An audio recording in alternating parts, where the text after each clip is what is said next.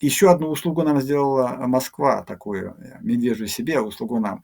Она так долго убеждала свои народы, что не нужно заниматься политикой, что большая часть прониклась этим, они не занимаются политикой. Они сейчас кричат там, ну как это мне сказал один человек, тот, который сегодня кричит на улице «Слава Путину», утром просыпается с мыслью, не сдох ли он там где-то в Кремле.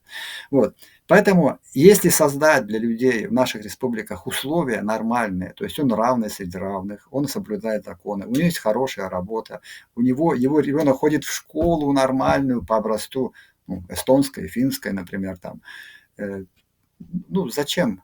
Что ему нужно? А потом у Москвы не будет денег им платить, и не будет сил прислать какие-то отряды.